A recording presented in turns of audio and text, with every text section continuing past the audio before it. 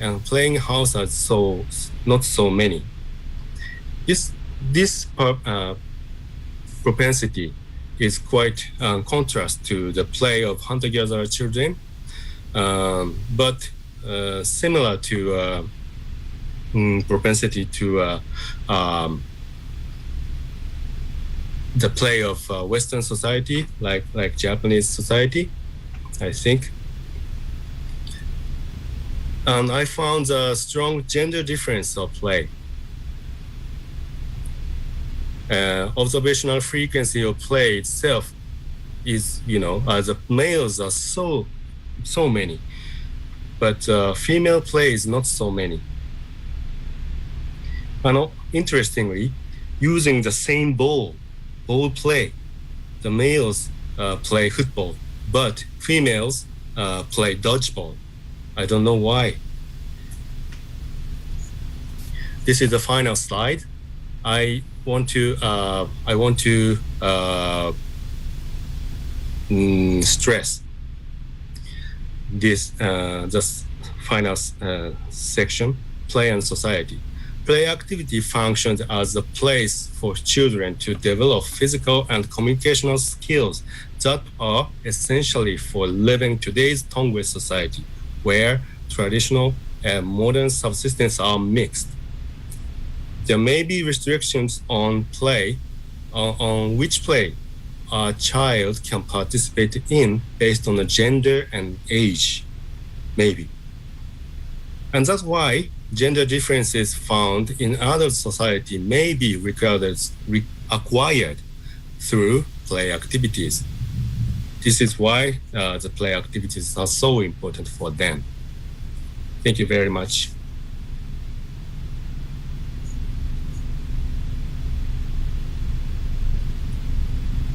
Now, Masaki, that was a very, very good presentation. Thank you. Is there any question from the floor? Yeah, I just like the way you divided play in different sections, play with rules, with modern things, music, foraging, and so forth. I think, is this published research? Yes, it is.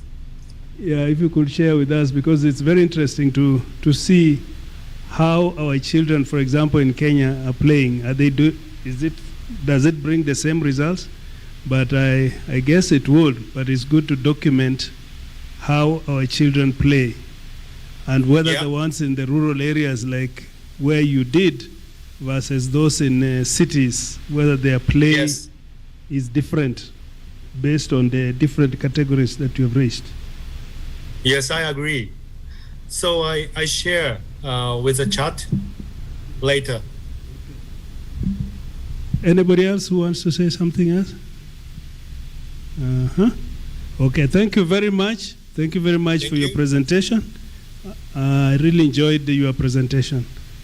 The next person we want to listen to is a keynote speaker, Professor Yasushi Enomoto. Professor Yasushi Enomoto, his bio is in the book, so I would not want to repeat.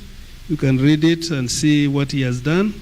But he is from he's an associate professor in Faculty of Health and Sports Science, University of Tsukuba, Japan.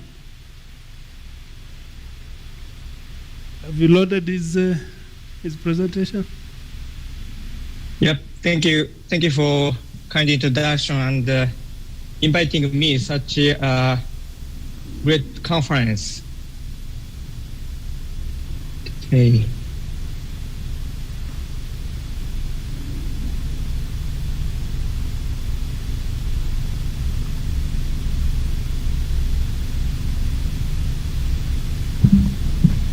Go ahead. We are ready for you. Okay, yeah. It's a great honor for me to have a talk. I'm Yasushi Enomoto from University of Tsukuba, Japan. Today I will listen to my research topics using inertial measurement unit to apply sport performance evaluation, especially running. IMU I used is developed by Casio. You probably know the company produced G-Shock. I have a lot of collaborative research projects with them, and the new product of commercial use IMU for learning evaluation has been launched already.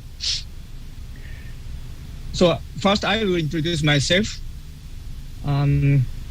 I graduated at the University of Tsukuba 1996 and also finished PhD program 2001. And I served as an assistant for Sport and Physical Education Center from 2001 to 2004. And also simultaneously, I worked as an assistant coach of track and field team for 3 years. And moved to Kyoto. I worked as an associate professor at the Kyoto University of Education, mainly PE teacher education program. And 2011, back to University of Tsukuba as an associate professor, and also coach for track and field team. Now I am head coach for the track team. I am continuing coach for mainly middle distance team. These two are the top runners in Japan now. Kentaro Suda, 146, men's 800. Saki, 413, women's 1500. I know they are not so good in Kenya, but in Japan, their record are within the top 10 rank in the history of Japan. I studied mainly biomechanics of distance running on the track since I was undergraduate student. It's almost 30 years ago. Someone know, at those days, I didn't have a cell phone. Only a few number of contents on the internet. So no Google, no Amazon, very inconvenient compared today. So I videotaped using tape cassette camcorder a lot of track races of 5K mainly. And they sized manually at human landmarks for one running cycle at the first and the second half of the race. It took an hour for just one trial to digitize.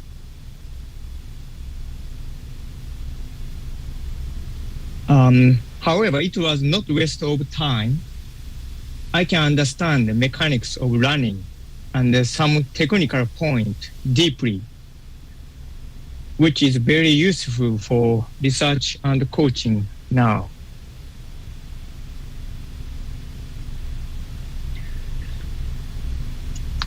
I have joined several international scientific activities. This is a research project at the World Championships in Athletics at Osaka 2007. I worked as a chief coordinator in this project.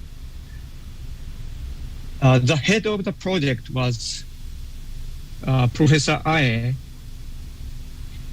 He was a supervisor for me in undergraduate and graduate programs. Some of results were published on NSA, official journal of IAAF, now WA.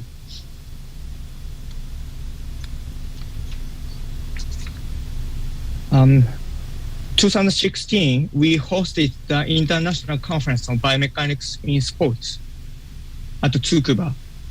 I worked also as a Secretary General. And also I organized a press session of running economy. I invited Dr. Gary Heise from Northern Colorado, Dr. Chris Arlano from Colorado University, and Dr. Kirrainen from Jyväskylä, Finland. They are the very famous researcher about learning economy in the world. On the right hand, Mr. Otani is the chief researcher of Casio, developed IMU. I had an experience study abroad. First, when I just became an assistant professor at the university, 2005, I went to UC Davis to study with Dr. Keith Williams. He is one of the most famous researchers about biomechanics of distance learning. This photo took when we climbed up at top of Table Mountain. We attended the conference of International Society of Biomechanics held at Cape Town. So he is like my dad at the USA. Then I have an opportunity to be a visiting scholar at the University of Oregon with Dr. Mike Hahn.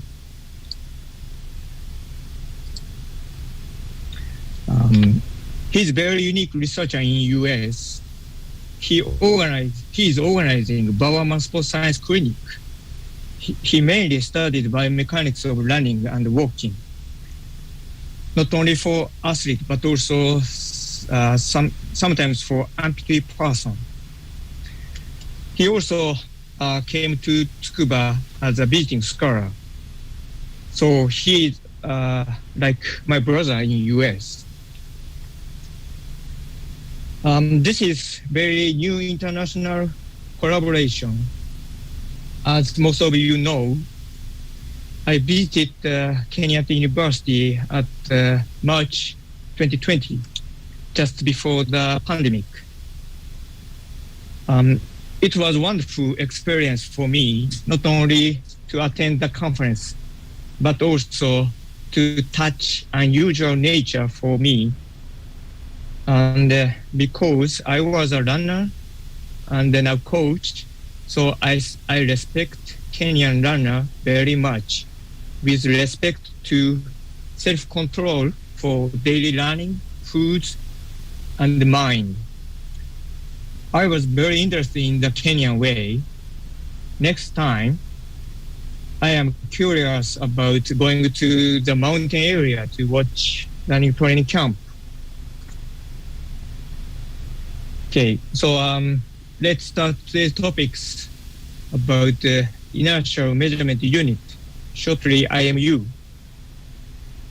Recently, we can use small and wireless inertial sensor, which has 3-axis accelerometer, gyroscope, magnetic sensor, and GPS.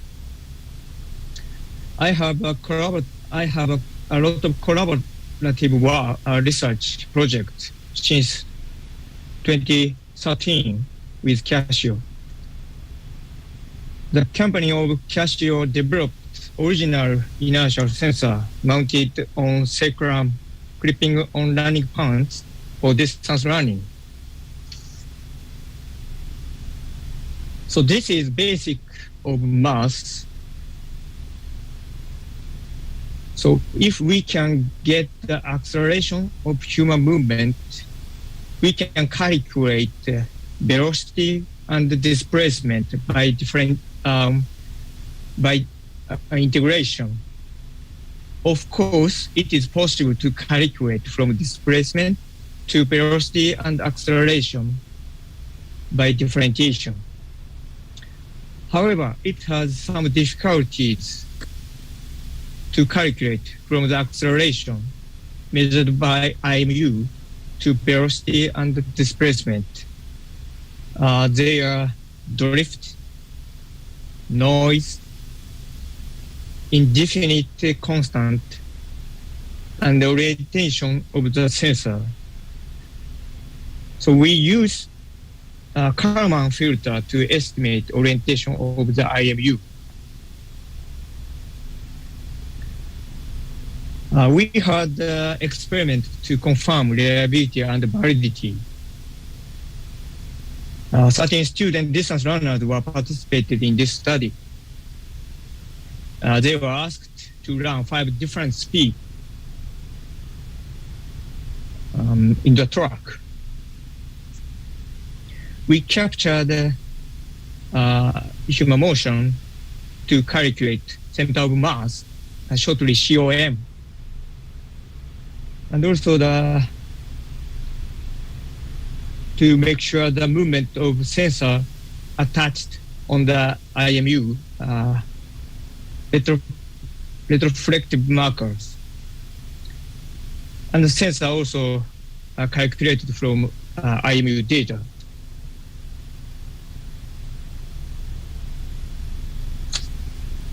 We calculate the vertical, lateral, the forward-backward oscillation of their movement. These oscillations of the sensor were calculated by double integration of acceleration data with the assumption of same position and velocity continued in each step. Oscillation means maximum minus minimum value in one step. It's easy to understand the forward-backward oscillation. You looks like the running on treadmill of a constant speed.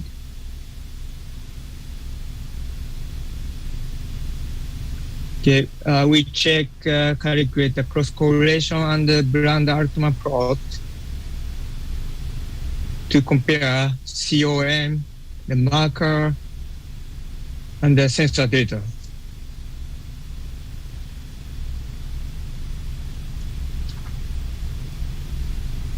So show you the result.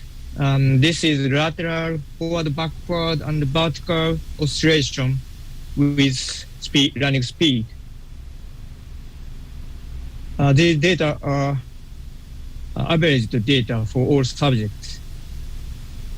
Vertical oscillation is good coincident with sensor, marker, and COM for wide range of running speed. However, lateral and forward-backward oscillation of sensor and marker is greater than COM. We can confirm the validation of the oscillation. On the left shows correlation between sensor and COM. We can see good correlation between the sensor and COM. On the right shows Brand-Altman plot, x-axis, average two data, y-axis is difference of two data. Brand-Altman plot shows little tendency, which means that we have a tendency greater oscillation, greater sensor value.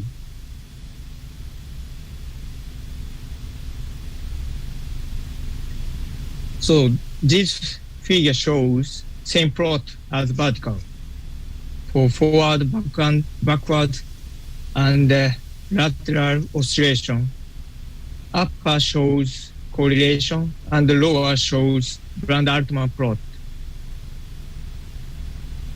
These are not good results, which means no relation between sensor and COM, and show strong tendency at the Brand-Altman plot to be greater sensor value in case of greater oscillation.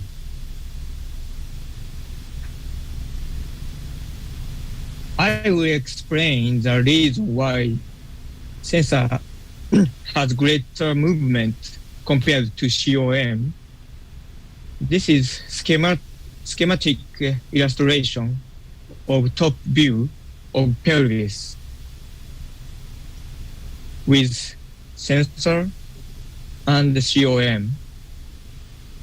Even in the case COM has no lateral movement like this, the sensor has lateral movement due to rotation of pelvis. So in the future, I would like to try modification of lateral and forward-backward oscillation using rotation data.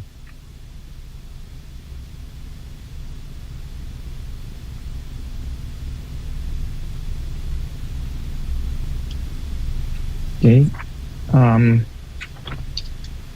Skip to this slide.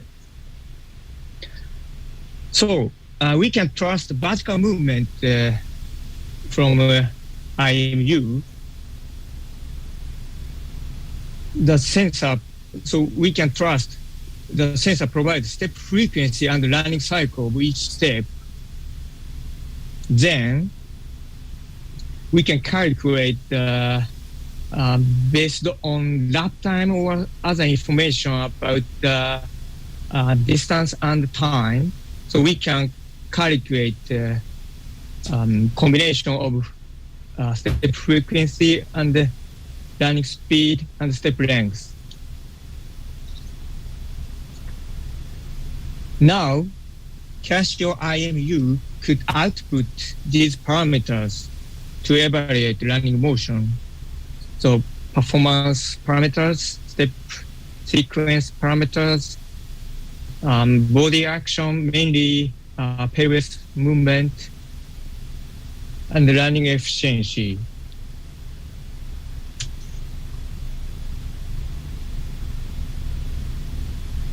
We applied IMU for the actual race. Our campus is the main spot of the marathon. So start and goal for Tsukuba Marathon. The marathon competed at 42 kilometers. And also I am a member of the executive committee, so I have a research project on the marathon. We recruited runners who participated in Tsukuba Marathon as subjects. Total number 91 runners, 71 men, 20 women, females. Age of subject is ranged from 20 to 71, very wide range.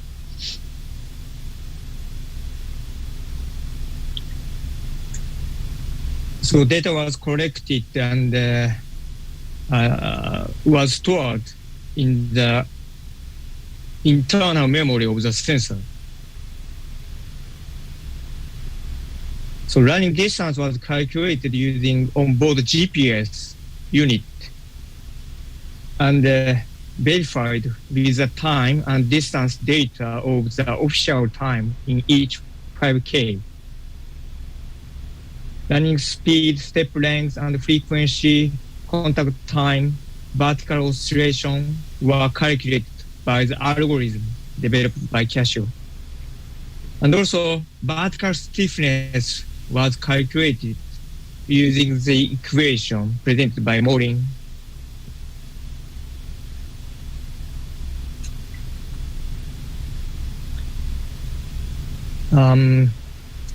The subjects are classified in 4 groups depending on their goal time: sub 3, sub 4, sub 5, sub 6. The number of runners: 16, 28, 34, 13.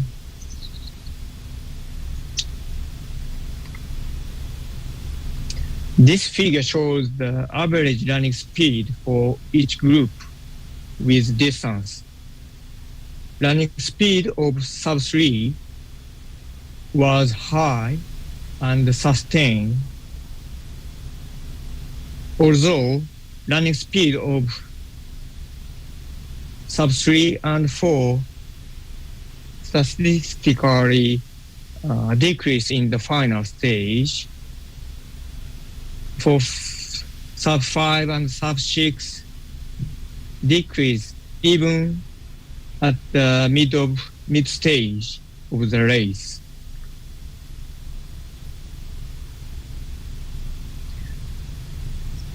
This figure shows step length and step frequency with distance.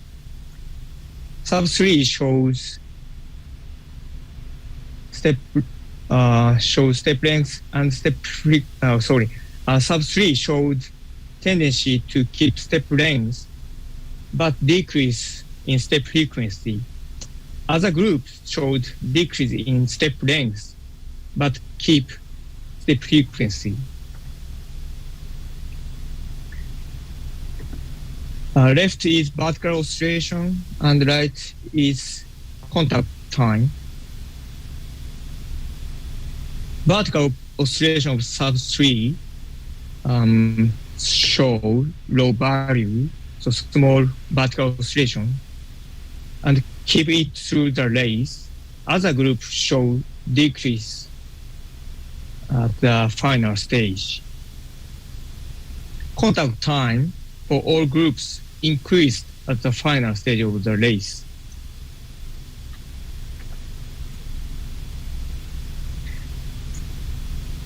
This figure shows vertical stiffness. Vertical stiffness for sub 3 showed decrease at the final stage. Other groups showed no large change compared to sub 3. So next, in order to consider how to keep running speed in the marathon, we regrouped using the ratio of first half time to marathon total time.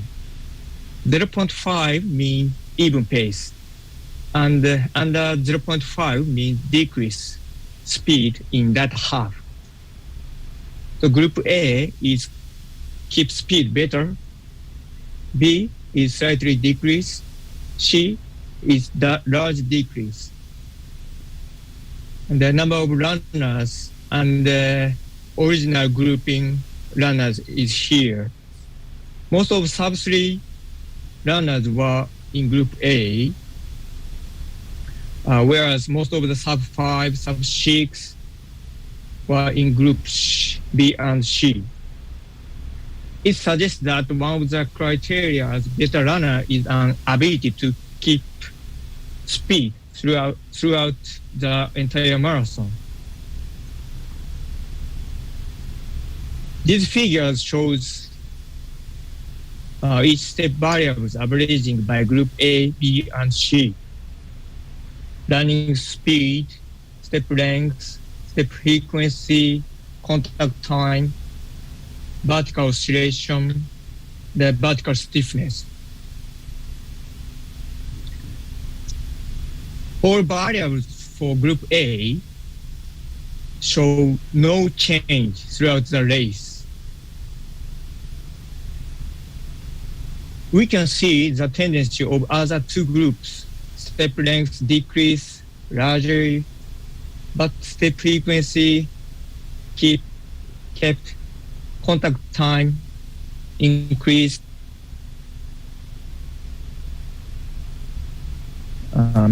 vertical stiffness also decreased greatly.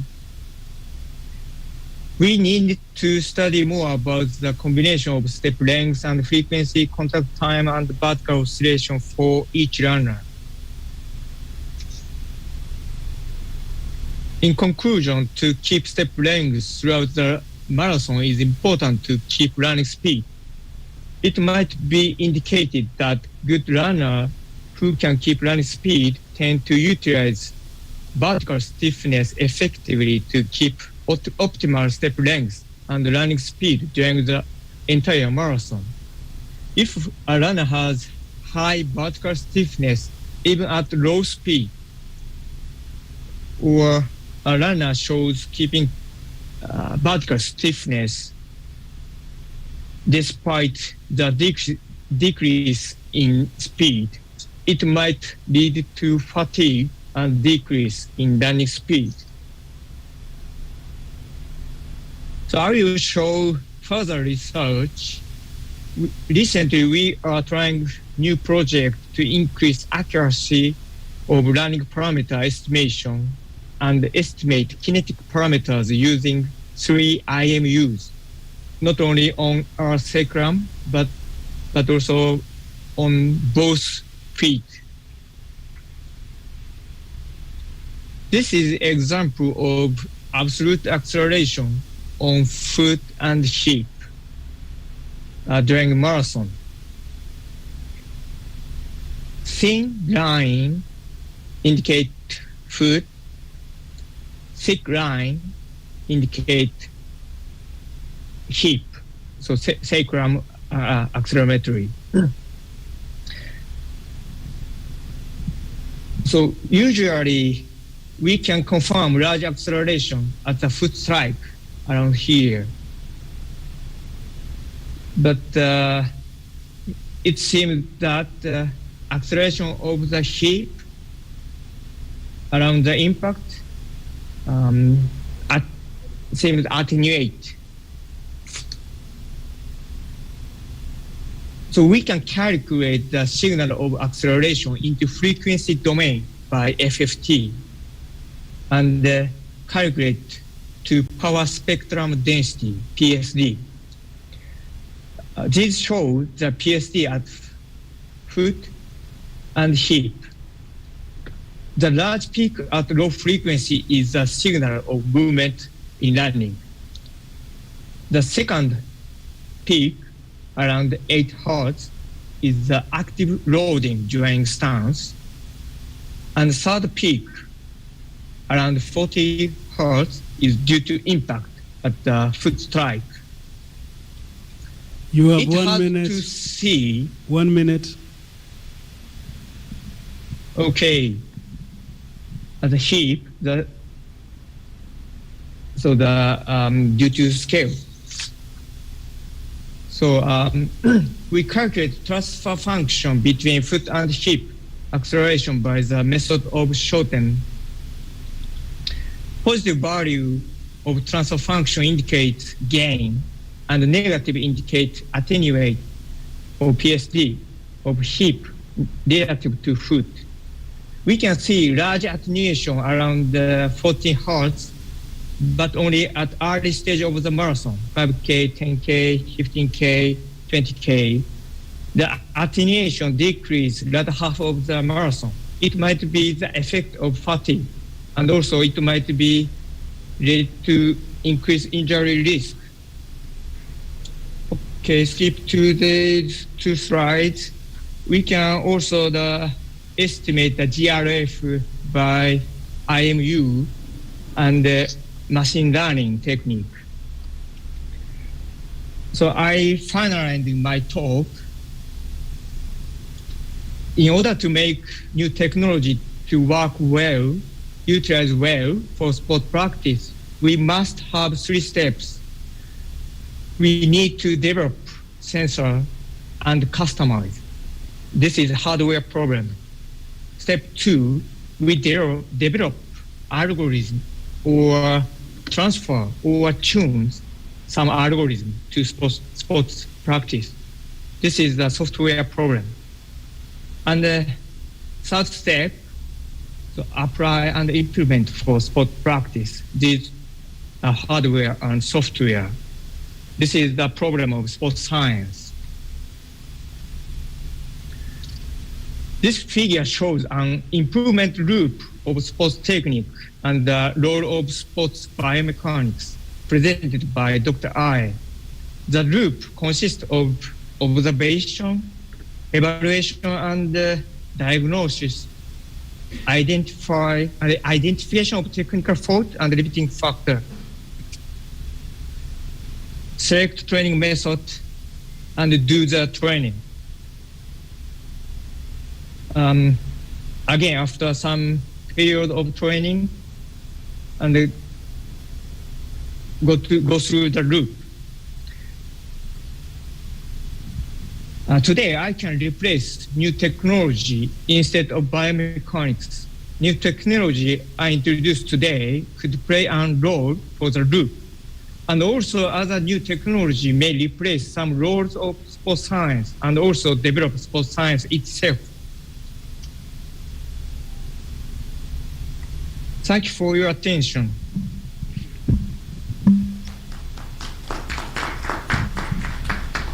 Okay. Thank you for the presentation. Where are those biomechanics people? You are here. What was he saying?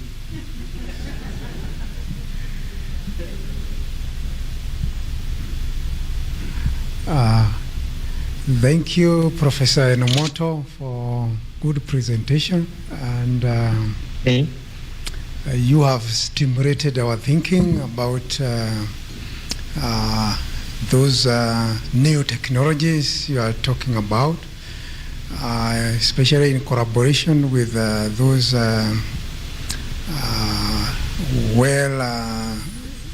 techno companies like Casio. Cashew. Yes, and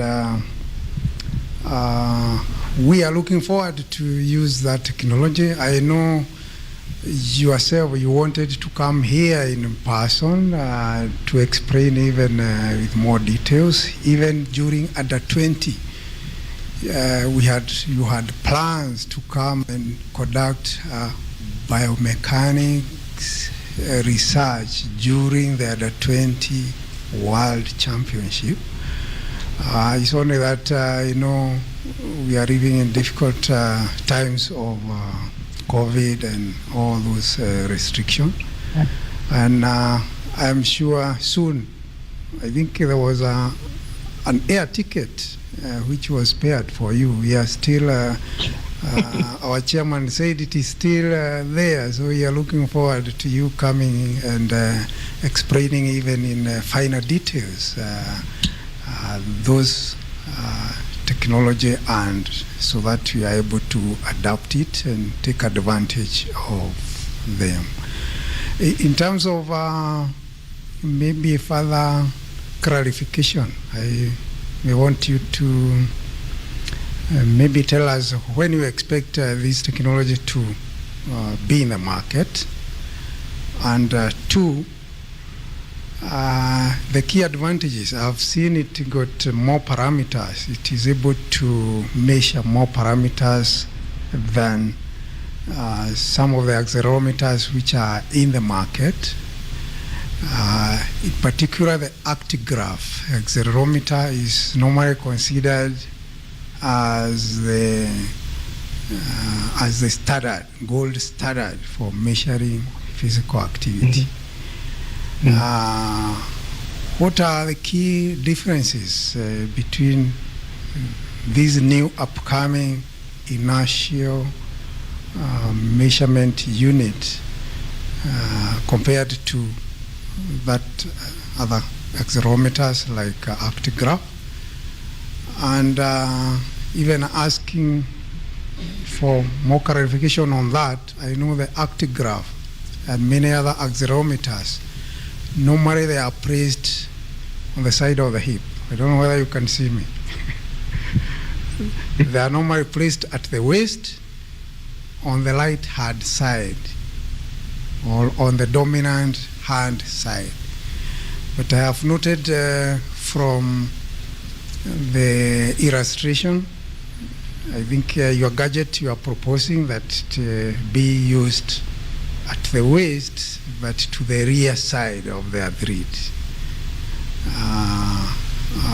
What informed that, and what are key differences which will that bring in terms of sensing the different planes of movement? Thank you. Okay, thank you for the asking. First, I also missed to have a chance collaborative work with you at the World Junior Championships, but I know now just competing at put the chance to get the chance World Championships competing at the Tokyo and Nairobi. So if Nairobi wins, I will go to Nairobi 2025, I guess. But if Tokyo win, Francis have to come to Japan at the championships. And so the question is about the difference between actigraph and the casual sensor. I'm not sure the precise of actigraph, but the actigraph is, I guess, the sampling frequency is not so fast. Casual sensor operated at 200 hertz, so that it's hard to store the old data for a long time. So actigraph may reduce some important parameter only stored in the unit. Because actigraph to use for the measurement of activity. So, but the casual sensor developed for the analysis of sport movement. So that's why is the big difference. And the casual sensor also has the advantage, the synchronize, the casual sensor can synchronize the a few sensors simultaneously because the sensor use the GPS clock. So depending on, based on the GPS clock, the few sensor can synchronize after the data acquisition. The position of the attach is everything is possible for the some activities to customize. So if you have an idea to measure the some movement, you can put on the somewhere to evaluate the movement. Is it enough enough answer? Okay, very good. Now you guys, you thought nobody was understanding what is going on. You can see the owners are here. Yeah, he's followed it very closely.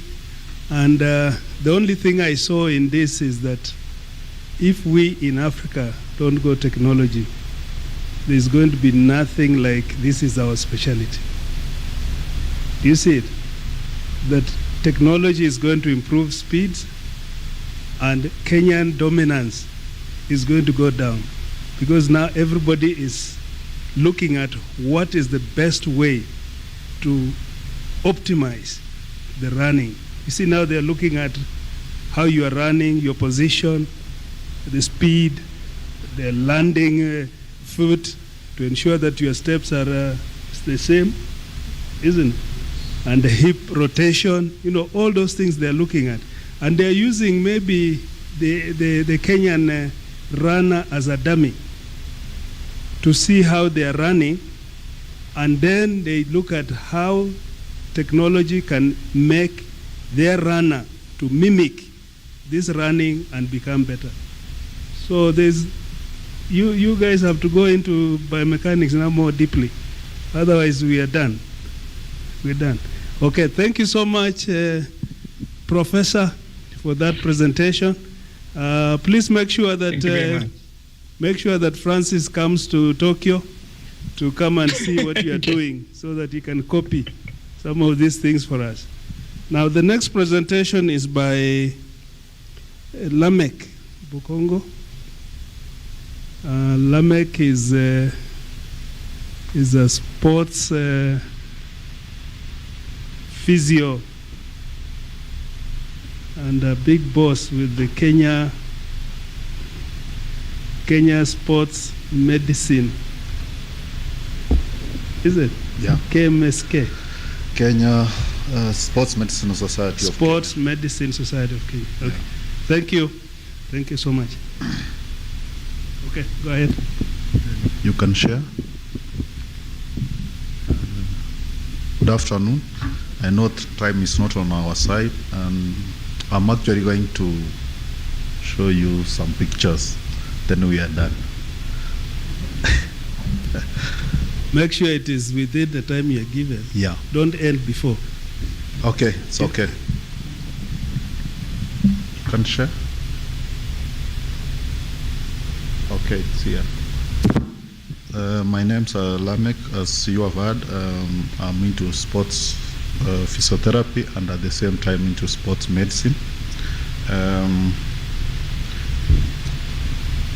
Today I'm going to discuss generally what is the role of sports medicine in the modern era. All these things we have been discussing since morning, now we want to put them into clinical, practical. So this, what we have been listening since morning is more academic, and now we are going to the practical part. These are traits which we want to improve in terms of performance. What are we able to do for them? If you can move to the second page, just to highlight. So sports medicine is a branch of medicine which deals with prevention, management of injuries, rehabilitation, and part of it is medical emergencies, which is not covered on it. So all these things is what we want to cover. And who are these professionals who are going to take care of our athletes? So most of the time people think it's the doctors. That's what the old model used to talk about. At the moment we have the family physician, the physiotherapist, the sports physician. Sports physician is different from the family physician. Family physician is someone, the doctor you always go and see. But the sports physician is someone who is qualified into sports medicine, like a master's or and a bit of practice into orthopedic technology. Then there is a massage therapist, athlete trainers. I think is very common in US, which act as the same as physios here in Kenya. Then we have orthopedic surgeons, radiologists, podiatrists, guys who are taking care of our foot in case of an injury. Then there is sports psychology, and I think there was someone around. Maybe I'll engage him as time goes by. Dietitian, who was the sports nutritionist. We are lacking so much in Kenya in that bracket. Then there is an exercise physiologist. That's where I think KU needs to come in. We are producing sports science people who are very general. We want them actually to get into the exercise physiology part so that they can do a lot of testing for us. Then the last one is the coaches. We need you to be part of that, the whole of the sports medicine team, and the fitness advisors. And that's where much all of the sports science students from KU end up. So we need to work as a team so that we can be able to take care of an athlete. You can see the coach, the athlete trainer, the physio, the psychologist, all work to make sure that the athlete is well taken care of. Then we move forward. This is an athlete. I think you have seen him all over. So what does it entail to take care of like the world leading try scorer? For the guy has been playing over 15 years, and up to now actually can step back to the field. So what does it entail to be able to take care of that kind of athlete?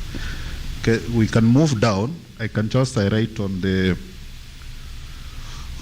sports which we are going to talk about. As I talk about that athletes, the soccer, track and field, boxing, hockey, softball, and so many sports, all even the motor sports, the sports medicine comes in.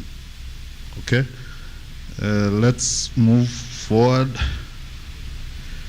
So there is this a marathon. I'll be talking about what's actually happening in the sports medicine perspective.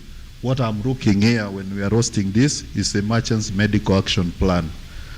What I'm likely to get from here is the medical emergencies like heat stroke, okay, exhaustion, dehydration, and so forth. So when I'm planning this kind of event, I need to be thinking towards that. You can move on. This is in sports, rugby, These are sprains. These are different kinds of things actually we encounter, like in contact sport, American football itself. And I imagine these guys will always come back and get back to play. Like I think Cisse is the last guy here. After that, bad injury, that's a TP and the fib fracture. He's still playing at the top Premier League after that. So it means all the guys we have talked about up there, they were doing their work to make sure that the player can get back. So for like the picture number 1, we always see it. That's nothing. That guy should actually be playing the same game, the same minute. Okay. Let's move on. These are things which also happen, like when we are doing triple chase and all that. People think people are just jumping around, but you can get a proper concussion from this and the switch off. Cindy. So we need to think about what is next in terms of the emergency action plan. Is there ambulances and all that, and how are we going to take care of concussion if it happens? I'm going to talk about it quickly. Let's move on again. If I see an athlete in a game holding that position as a sports medicine, I have to think something. These are cases where we get cardiac arrest, so we need to start thinking about that. And just to talk about cardiac arrest before we move on, you can move down. How do we handle a case when it happens? How do we do the evacuation from the field? These are the things we should be talking about because we are going to hold games here. So we need to be having preparedness in terms of doctors, physios, all the medical ambulances catered for. Let's move again. Some time back we lost one of our rugby, female rugby player. This was actually a case of cardiac arrest. So it also is a wake-up call that these guys needs proper screening, pre-participation assessment, so that we can be able to identify what might be able to happen going forward. Let's move on. Concussion is one of the big, I've talked about it, it's very big. It's a big animal in the room, and we need more research into it. There is, these are the signs and symptoms. They are straightforward. Then there is management. How do we manage concussion? It's very key. We have 5 steps.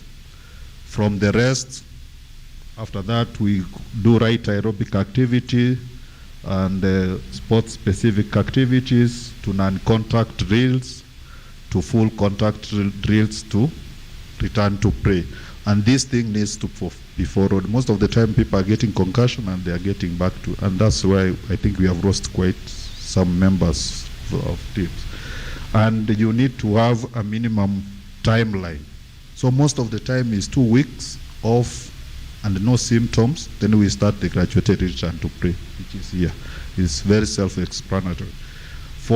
In rugby, actually, we are doing you can see that up there is graduated return to play. There is HI1, HI2, and HI3.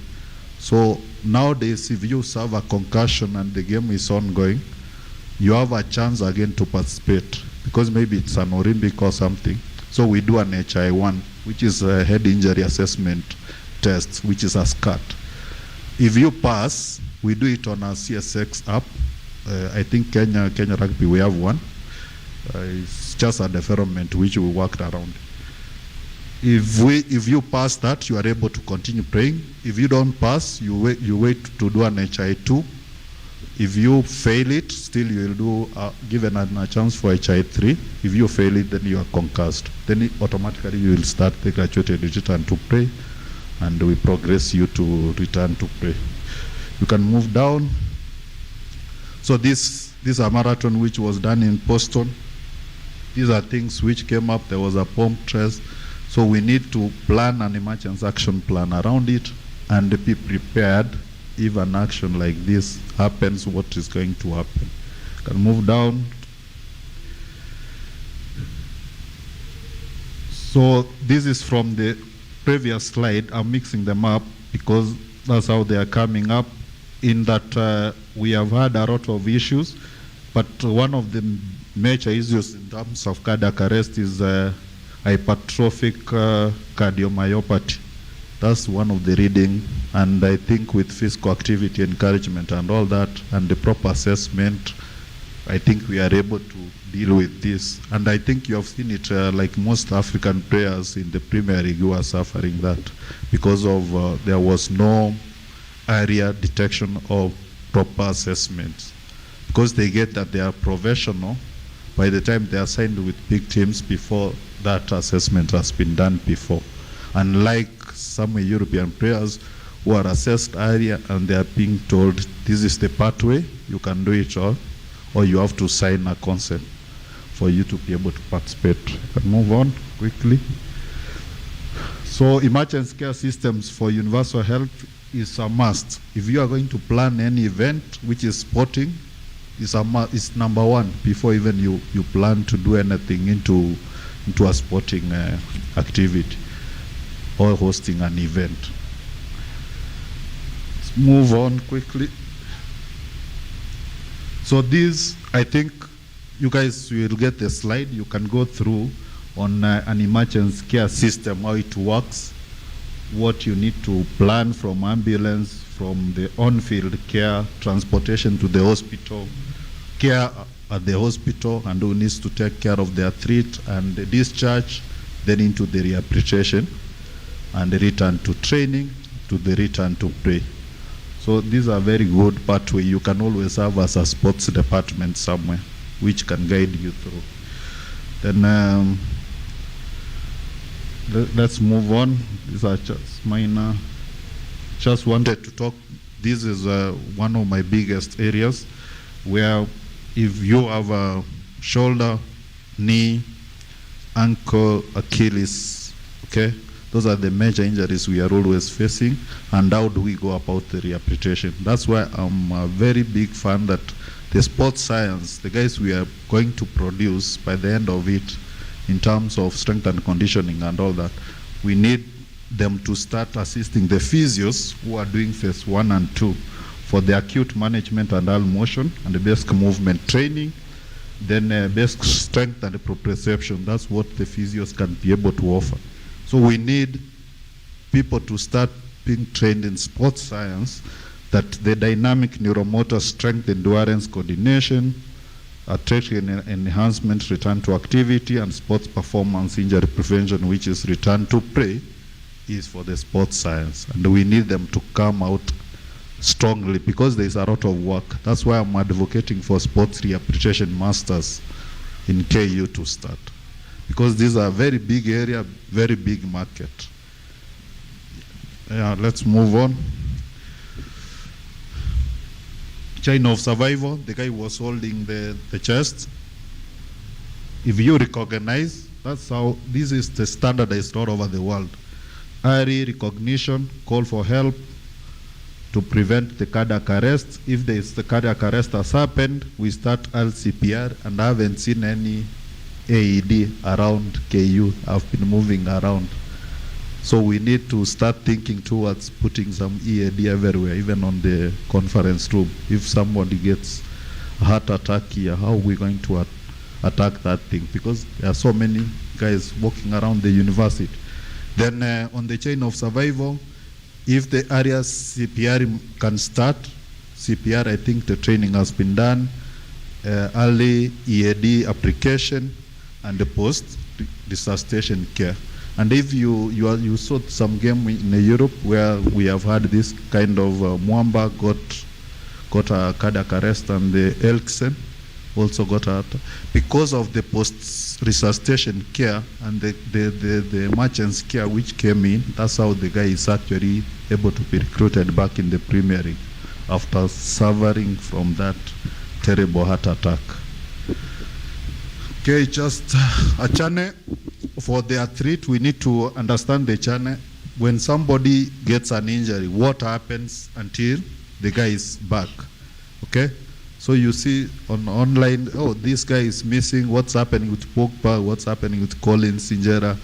people don't understand, maybe this guy has got an injury and this is this is what happened. So when the incident happens, what happens on the incidents in terms of management, if you manage it well, the guy is likely to recover quicker. If you don't manage it well, the immediate care, the transportation, how do you transport somebody who has been hurt? It can actually prolong the time out or actually decrease the time he's going to stay out. Emergency care when he's at the hospital, the damage control, the definitive care, and the rehabilitation process. Those are very key areas to look at. You must have, you can move on. We must do participation assessment, and I think it's being encouraged everywhere to be done, so that you get the history of the athletes, so that the care is going to be better just in case they get an injury or something. You can move on. Move again. There is post-sport injuries and illness, where we are looking at breathing, external or internal, cranial, epidural, subdural. If it's the head, we need to think. That's why we are looking on concussion. Cardiac cases, where are they coming from? Musculoskeletal, we need to understand the strains, sprains, fractures, and dislocation, and how they are being managed. Respiratory, we need to talk about pneumothorax, hemothorax, fractures. These are very serious medical emergencies, and you can't be able to ignore them. That's why you have to plan. Like nowadays, you can't even start a game without proper equipped emergency with proper personnel who can do CPR. Then the medical emergencies, asthma, epilepsy, people with heat stroke, and one big, I think I've encountered as a sports medicine personnel, is anaphylaxis. And you don't want to have anaphylaxis around, because it's a life-threatening situation. We have had it in a team, and actually it was in Olympics, and the player had to miss the whole of Olympics, and it was just from simple allergic reaction from that player. We had to do a resuscitation, even applying EAD, and is one of our top players. It's just for information we are keeping this. Then let's move down. We need to train much older our medics on how to handle like head injuries and spinal cord injuries, because these are things, if mishandled, that guy will never stand, will never sit. It's like that guy will be in a wheelchair or in bed forever. So let's take them serious, and now we are going to do the immediate care. That's why I said immediate care is very, very important in terms of your care of your athletes. You can't mismanage there, then you expect the athlete to recover quicker, and there was something which was not done wrong. Then safe movement. How do you move him from the when an injury has happened? How do we want to move that player from there to the hospital, and the care which will be taken care of? I was to play this clip. I don't know if it's working. Can you play it? It's just some few seconds. I think it has a, yeah. So you must have a debrief before even the game starts, so that everyone is in the same page. What's going to happen, and how are you going to take care of your athlete? So it means these guys never had a conversation on what they are going to do, on how they are going to attack a case which is on site, and how they are going to transport, and which signs they are using, and all that. Then the last one is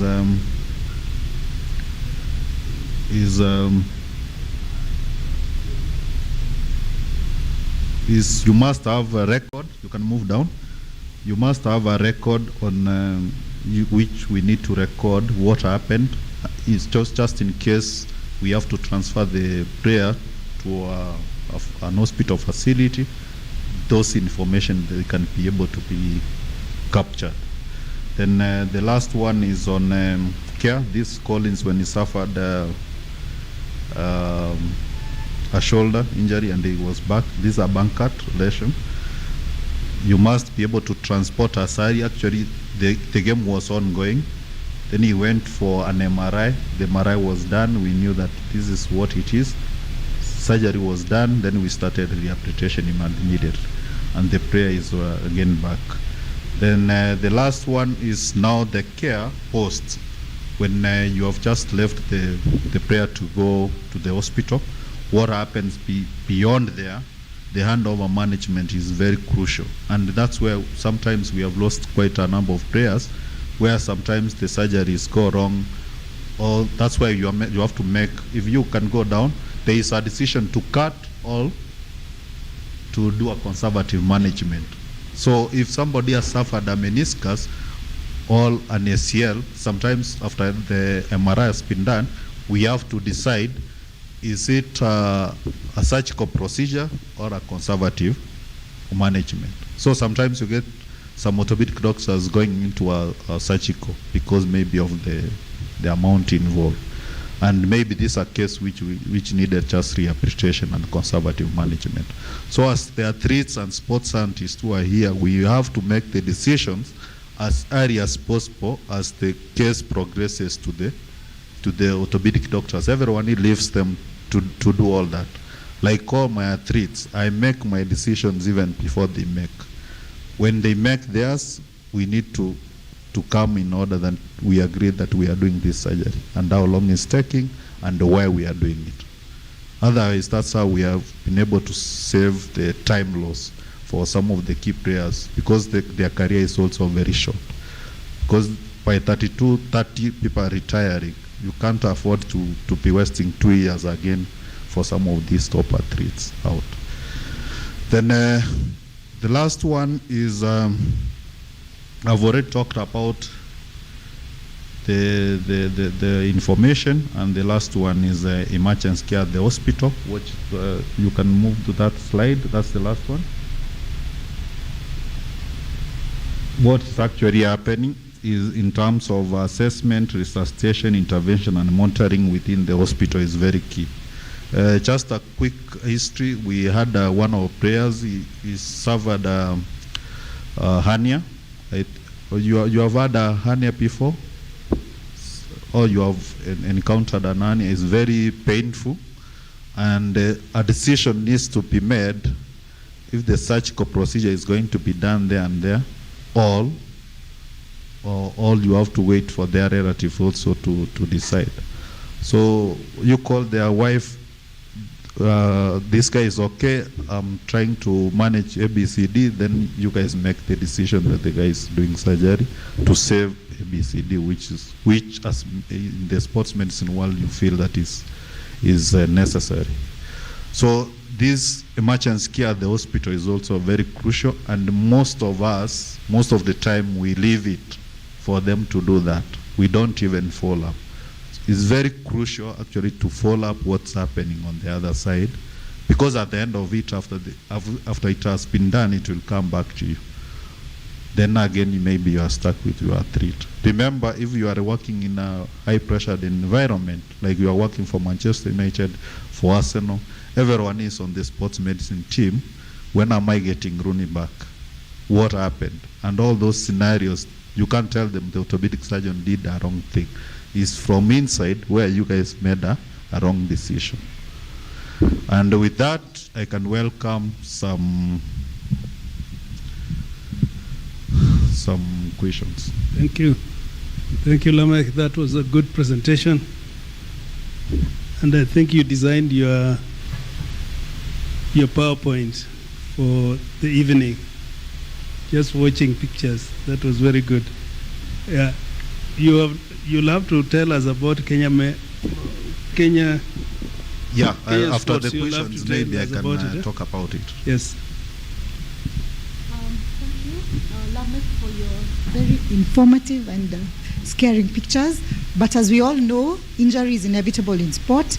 So my question is, because all these issues tackle something to do with safeguarding and the rights of athletes. So what is a practice, like especially in Kenya, what are you doing in that association that you said to ensure that all this happens correctly, so that we don't see what we are seeing there?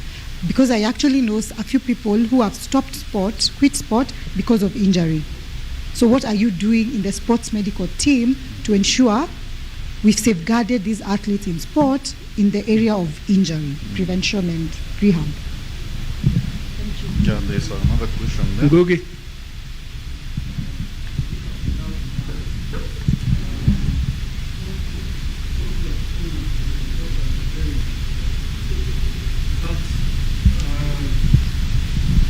To me, it's at a very advanced level. You know, we are seeing ambulances and good stretchers and people well kitted, you know, people who are ready to, and trained. They are trained people. Now let's go to the villages. You know, rural, where a whole village is in the football pitch and some accident happens. I believe you have witnessed what happens. Everybody, the spectators run there. You know, they go to the actual scene of injury. And you have like 100 doctors, you know, giving different, you know, others are carrying them on the shoulders. I think it is also important that you talk to us or you inform us about triage, because most people have died. I lost an athlete at JKUAT one time during cross country because of simple mismanagement. Triage here is very important for us to know, because KU might have all these things, but I'm organizing an event deep in at the river, you know, down there where the Nairobi River water passes, you know that water, the way it looks like. And I need to do a lot of first aid and so on.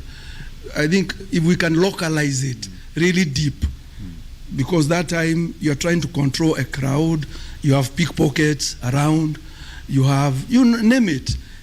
That is my take.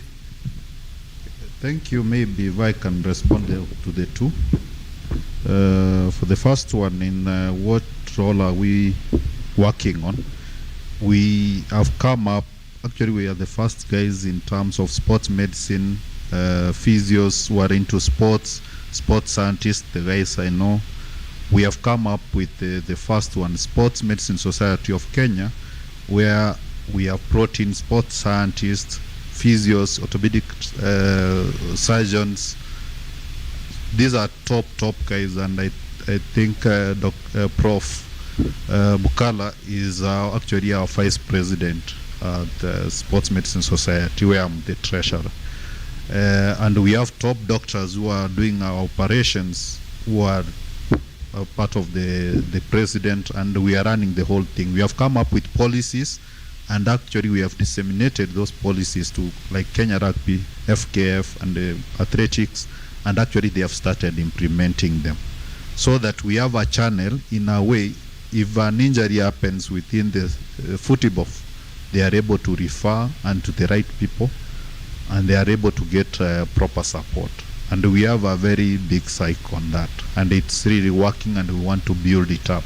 And that's why, on that note, Prof is encouraging people to come in and be members. I know some doctors already have joined who are into sports science, physical activity, and also in recreation management. I've already people on board, and we are doing some training. Actually, we are conducting 2 conferences nearly every year, and we have doctors from USA, South Africa, England, and so forth. And I think maybe 1 or 2 guys have been able to attend. And we want to build that platform more and more. On the second one, where in terms of what are we able to localize on what's happening here in Kenya, what we have come up actually from the policy is to make sure that anything going to happen, like if it's rugby, the federation is going to be in charge for anything all the way happening all the way down there. And what we are doing is to train medics. Like right now at the top level, you can't be able to be a sports physio in a national team like playing rugby without advanced immediate care in rugby. That's like the level 4. So we are starting level 1s for all the clubs, the coaches, okay, in the rugby fraternity within Kenya, and everyone else doing level 1 first aid in rugby. Then we are progressing the medics all the way until we get the guys who are in the top level for the advanced. And that's the same thing we have also tried to introduce in football. And actually it's working well, that and also we have given the risks that maybe even if it's any game, as long as it's under football or rugby, it can't start without some checklist being done, from ambulance, qualified PCR, available, AED, and all those kind of things. And I know it's going to take a bit of time for those things to be implemented, but there is somewhere where we have started, and I know we are taking it with the county devolution thing coming up. I think it will trickle down.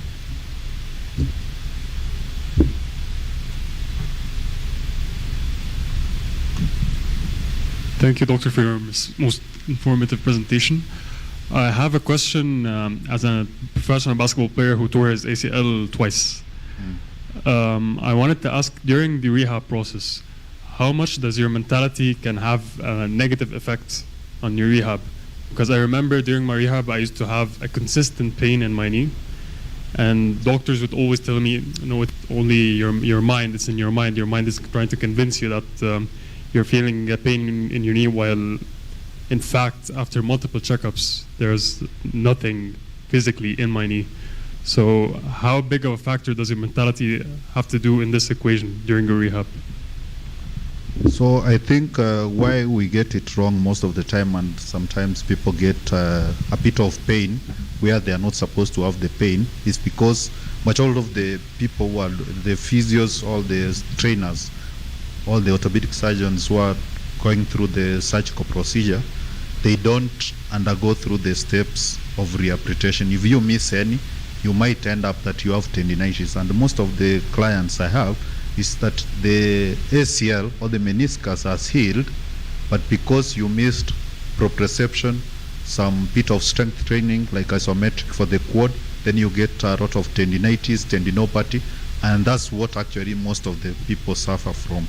The pain you always feel is not actually related to the physical ACL, it's because of a lot of imbalance which is around it, which was missed. So for me, range of motion, if I get it, is the only time I can move to proprioception and the strength training into isometric. So much of the people just jump those, and then they get the complications for tendinitis, tendinopathy, and so forth. So if we can follow that, and that's why I'm encouraging that we can have sports scientists coming in to do that part of stage 3, phase 3, 4, and 5, which physios don't do properly unless you are a sports qualified sports physiotherapist or an athletic trainer. Yeah. Thank you. Thank you, Lamek. How many of you are going to join Kenya the society? How many? The cost is so cheap, and they train twice a year. Very nice courses, very nice, specific courses. Sometimes they just train on maybe just the hand, injuries of the hand. And then by the time you leave there, you know what happens with your hand or your leg. So join so that we are many sports scientists to help the physios at the levels he's talking about. Okay? Did you come with your book so that you can start collecting? Okay. Yeah, we are also lobbying actually to have as many people. Specifically, we have many medical people, but we don't have sports scientists, many. Even sports managers, we have to. We also want them in. Okay, so let's invite Cynthia Mumbo to talk to us about sports as a revenue generator for academic institutions. But let's give a hand of clap for Lamek. Thank you. Good job.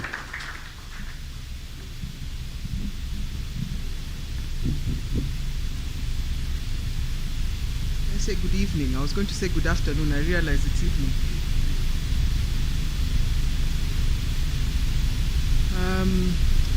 Thank you very much, ladies and gentlemen.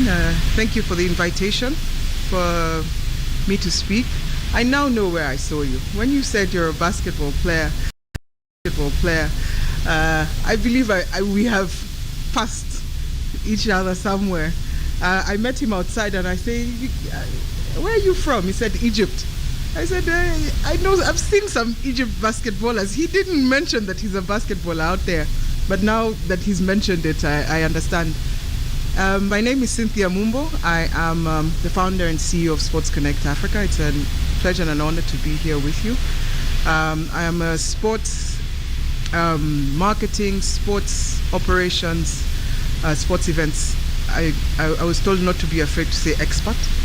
So I'm very passionate about the game of basketball. Last year I was first woman in East and Central Africa to run for president. I lost just by 12 votes, so I think I'll win next time. I'm very honored to be here. So today I'll talk about the business of sport, and my colleague Mike is here. He's going to speak about that as well, but I'm going to focus much more on commercialization of university sport for institutional development. So we can start on our presentation. Well, that's my profile. It's small, so you'll and it's a little long. I don't want to say too much.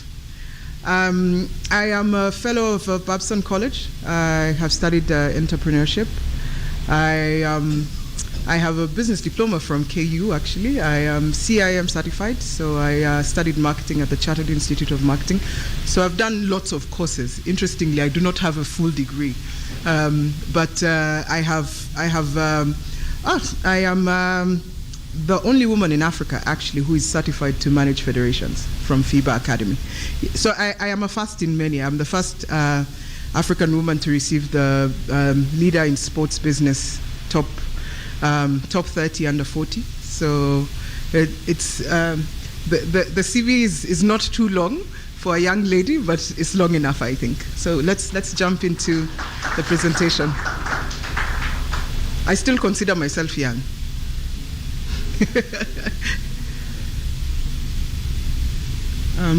Are we good? Great.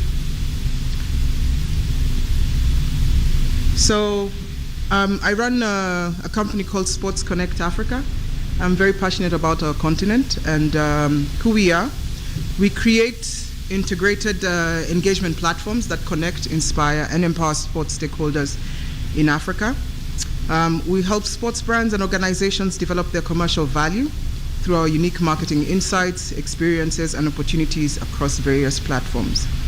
Our services include brand partnerships, promotional campaigns, event management, sports operations, activations, sponsorships, endorsements, media relations, and cause-related programs. So currently we're working on an interesting idea we're calling Adopt a Court. The idea is very simple.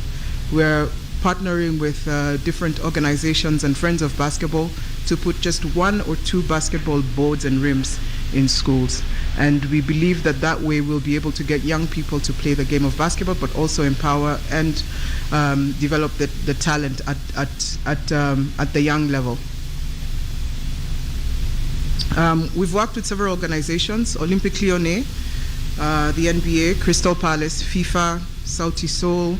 Sauti Sol are very strong. Sauti Ku Foundation in Kogelo, and the Ncaa Revenue Authority. Currently, we're also working with the Kenya Academy of Sports. So, we move to the next slide. I love money, and I love the story of money and sports. How many of us watch football, soccer? How many of us watch local soccer? The hands have reduced. And I'll tell you why I'm asking that question. How many of us know Gor Mahia? How many of us know Arsenal? Everyone. How many of us know Mike's rugby team, Homeboys. That's because we're all sports people here. No, Mike, you're doing a good job. People know your team. The value of sports business, the global value of sports, is $501 billion. I'll jump to one that is very familiar. The Ncaa revenue in 2021 was $1.16 billion. We have over 200 universities and colleges, probably more, across Africa. How many years? This is our 10th year of hosting the All Africa University Games. What's the value of the University Games?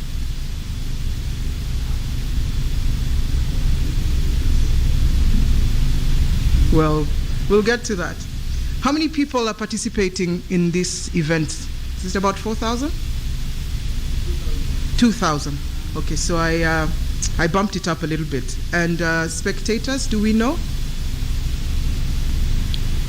So I'm raising questions that I think as universities we should be answering these questions.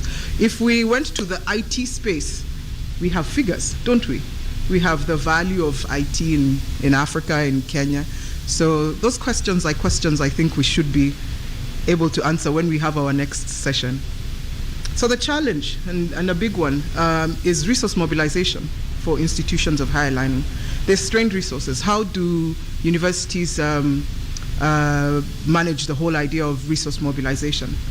And the question for me, and I think for us in this room, would be what role does sports play in resource mobilization for academic institutions? I think that question can be answered very comfortably in the US context of the Ncaa, but across Africa, I don't think, maybe apart from South Africa, I'm not very sure about Northern Africa universities if they measure this, but Southern Africa, I know that Stellenbosch is very strong on this. But within our framework, within East and Central Africa, West Africa, this is a conversation that we have no figures, we have no numbers. We play sports because we love sports. We have figures when it comes to, we have research. I've seen heavy research when it comes to the activity-based, when it comes to the technical. But then when it comes to the business of sports, we don't have, enough data.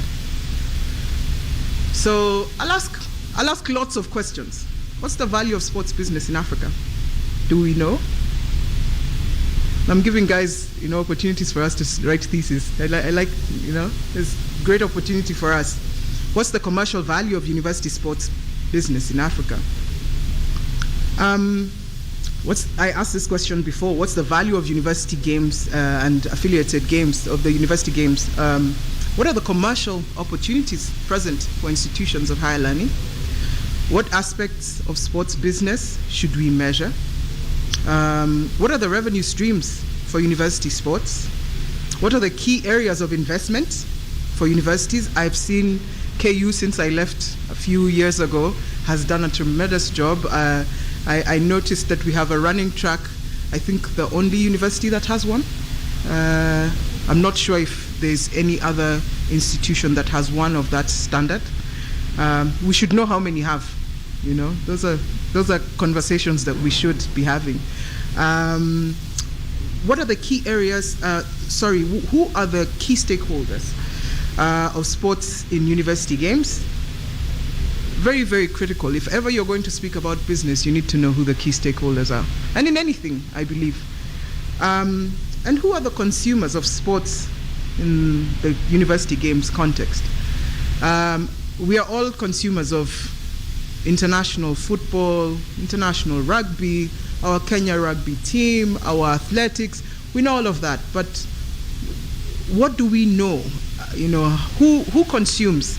If we went outside today, I ask a lot of questions because I think we don't have answers as we speak, But I ask, if we went out to the street in KU today and asked a random person, not anyone related with the games going on, do you know any player in your basketball team? Do you think we'd get an answer?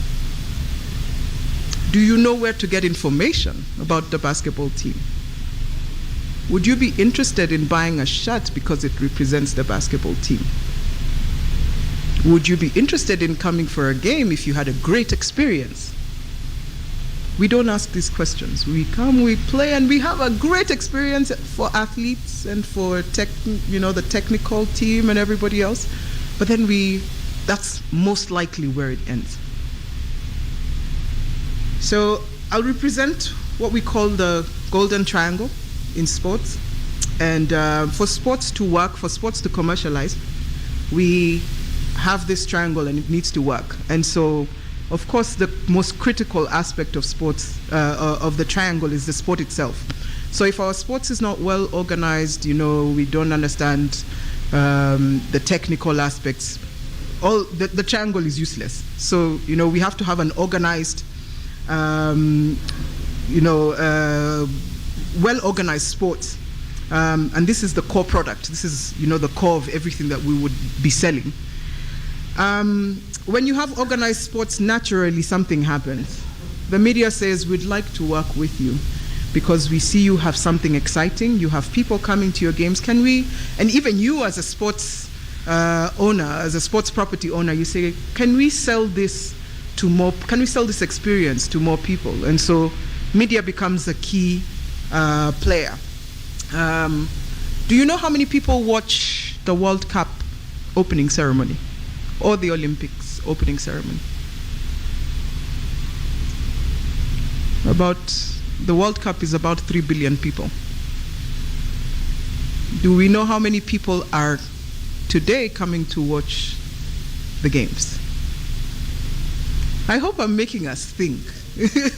I hope I'm making us think, because this is very exciting. It's a whole new space for us to research and to create solutions for. So when the media comes in, brands say, hey, there's something good happening there. There's what we call bums on seats, and there's eyes watching this game. Can I be involved? But more so because your sport is organized, you go and say, look, I have 5 million people watching my game every weekend. Do you think your brand, our values work? Can we work together and have your brand on our shirt? In association, not them coming and taking over, because it happens often. Say, come, you can be associated with our brand, which is the Africa Games that we have built. It's a strong brand. You can be associated with us. And what value proposition would we be giving the sponsors? But this is not the full, space. There's so many different angles that are missing from that triangle. So I'll move it to something close to, if you can move to the next slide. We'll move it to sort of a diamond, if I could say. Please excuse the word league in between there. I tried to figure out how to change it, but it's a picture I had created a long time ago, so I couldn't change that.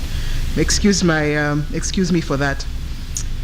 I love this diagram because it shows us really the flow of money within sports. So at the center you have, and this example is basketball. It could be football, it could be judo, it could be anything.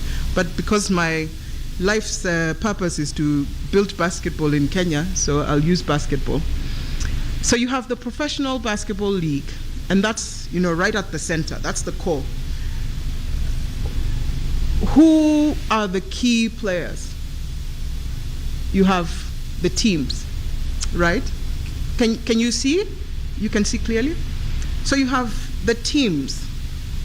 If the league is going well, if it's well organized, then what happens? You have media, traditional, and of course today we have digital media. So whether it's YouTube or TikTok now, it could be any of those media. So you have media. The media pay you for the right to showcase your game. Now, many times media comes to you because us as people who run sports, we don't know, and they tell you, pay and I will show you your games. It shouldn't be that way. You have content. They pay for any other content, right, Mike? They pay for any other content. Media pays for Mexican soaps. You will never watch those Mexican soaps for free. But with our content, sports content, because they know that we don't know, and we honestly don't know, we don't even know our value. If we went to TV today and said, I want us to work together and have a partnership, I'd like to have the Africa Games on Pan-African TV, on SuperSport. How would you quantify your value? What would you tell SuperSport? My value is A, B, C, D. Interesting questions. So let's go back to the slide. And so you have the broadcaster pays you for rights, but you must be able to deliver, right? The media make money from different advertisers. So I think if you watch SuperSport and you watch the English Premier League going on, whenever there's a break, it's amazing, because I think when there's a strong game, like let's say Man U and Arsenal, or Liverpool and Man City or whatever, nowadays you have 6 or 7 adverts of what do you call these companies? Betting companies. That revenue doesn't come to the sports.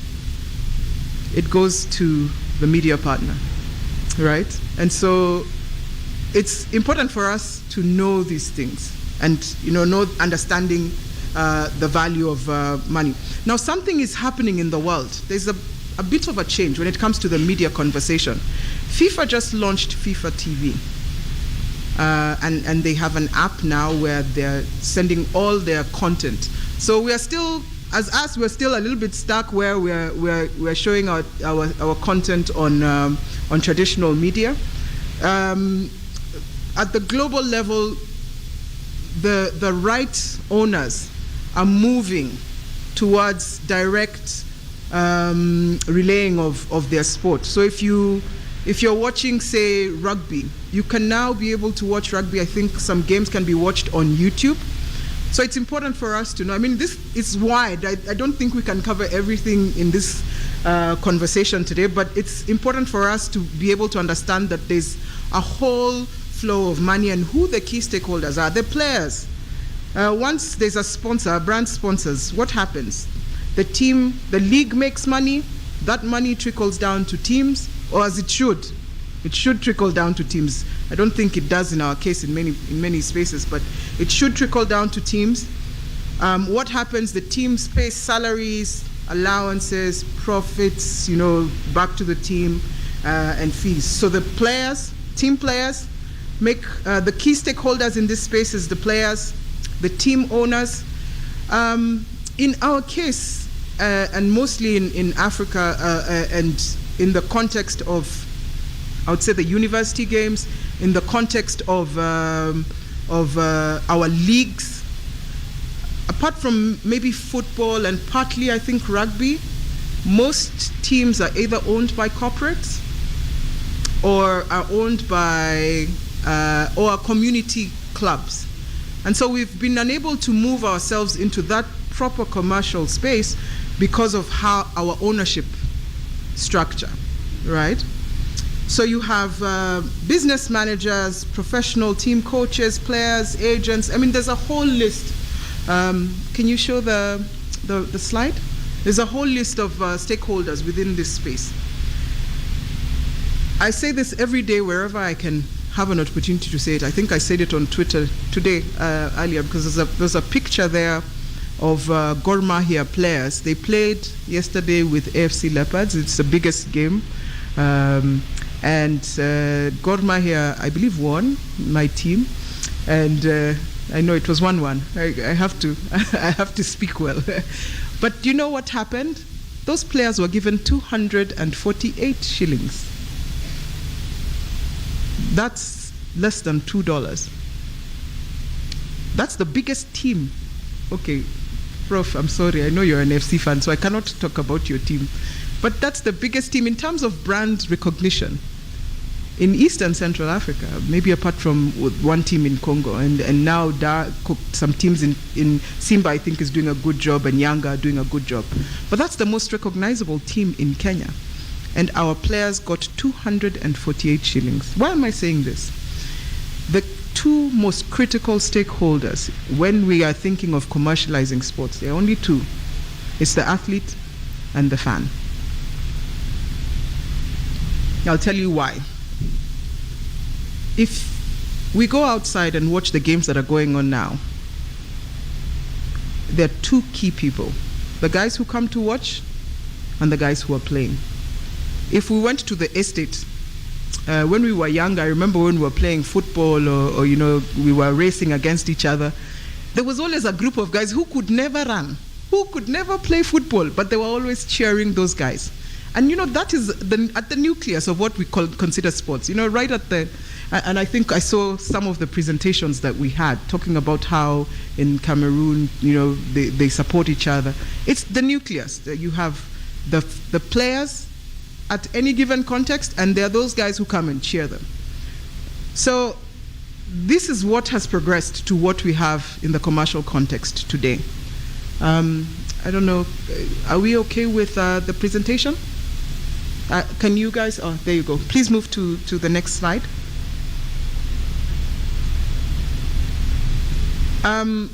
This slide for me is important because of the fan.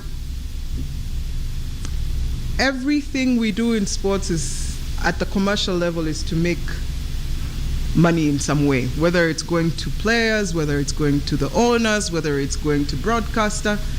But if we're not creating amazing experiences for the fan, they are never going to pay, because they are the core. I'm never going to buy a shirt if I don't like the experience. I can see my good friend Kiso is here. Kiso, you're just from the Basketball Africa League. How was the experience?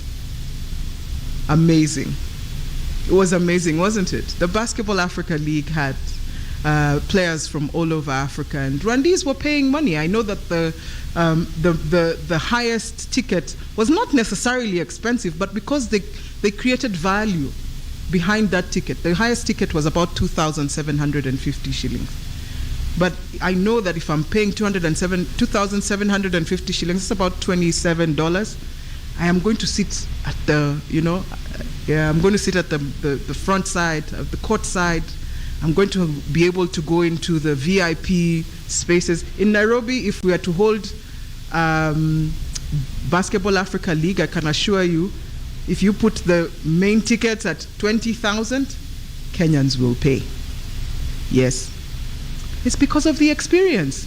But Kenyans pay 15,000, 20,000 shillings every week, to, Mike can attest, to go and watch musicians who come from Nigeria. Am I lying? It's true. We hear, someone was here the other day. What's the difference between that experience and the sports experience, the football experience? When I go for a night out with friends to this musician, I know I'm going to get value for my money. So do we create experiences that provide value for money for the fan? So everything is emphasized, should be an emphasis on fan engagement.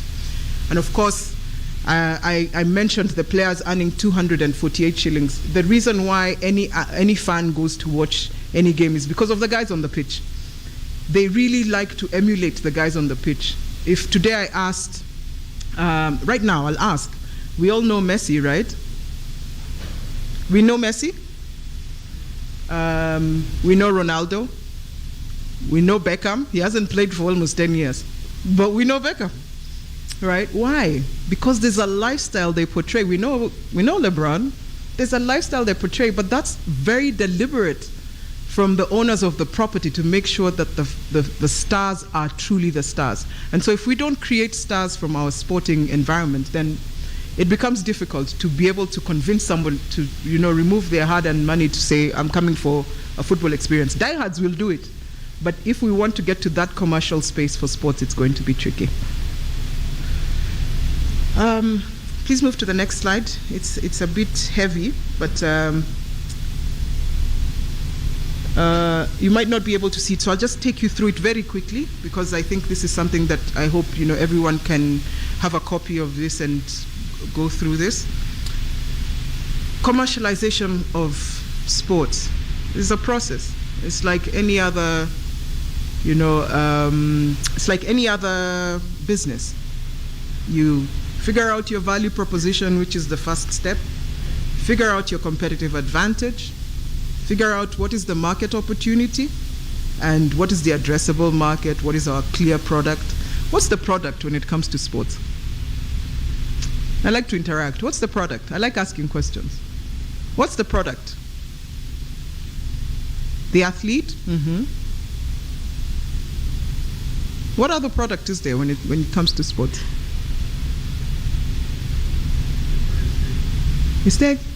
Actually, that's what it is. It's the experience. And so if you're a property owner, you want to be able to create an experience that's worth paying for. So what is the market opportunity?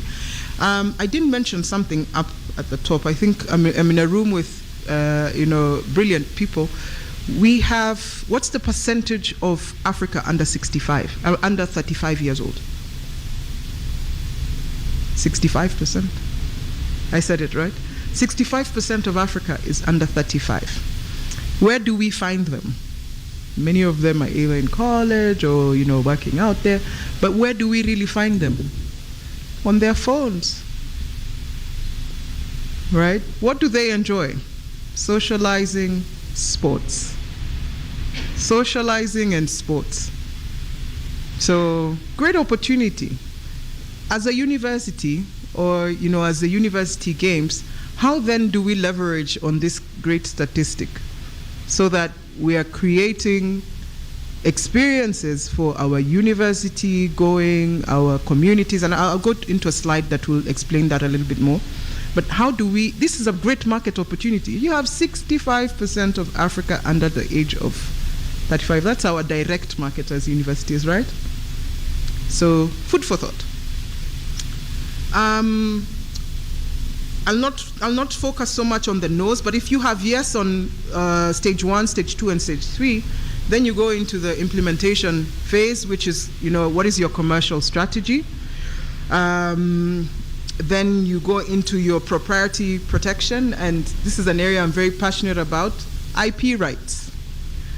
If I have, today we have what's the official name of the tournament that's going on this week? It's the All Africa, 10th All Africa, Fasu Games. So that's our propriety. If somebody is making t-shirts in the middle of Nairobi town saying I'm making t-shirts for Fasu, and you will find that there's someone making t-shirts and selling t-shirts. But because maybe we have it protected, but maybe we don't have it protected, then we don't know. Kenyatta University is protected as a brand, right? Kenyatta University is protected, the IP. But then how is Kenyatta University leveraging on sports to develop the KU brand? Of course, then there's commercial implementation and licensing and revenue, so you go out and sell. Just a few. I'm almost done. So key ingredients for success. I'll not speak too much on this. I've talked about this.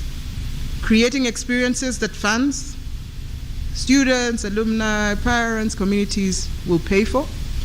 Creating teams that fans will do everything to associate with and eventually buy any related items and experiences. I'm not going to belabor on this, but the NCAA, how do they generate revenue? Television, marketing fees, championship games, investments, facilities and equipment, sales and services, and this money goes back to the universities. It goes to the NCAA, and the NCAA then, cascades downwards and goes to the universities. The two biggest sports is, of course, the football, American football. I don't know why they call it football, but American football and basketball. So maybe if you can show the next slide, the Ncaa Gallery. I'd just like to talk briefly about this. This is, again, around basketball, and you can see a molten ball there. That's a volleyball. They have a partnership with Molten, something close to what the NBA has. Molten pays them, by the way, for this. And that, yes, Molten pays them and provides balls, because what happens is anybody else who wants to play volleyball is then going to look for an NCAA certified, Molten certified ball. I talked about creating stars. This is the Kentucky University team right at the bottom there.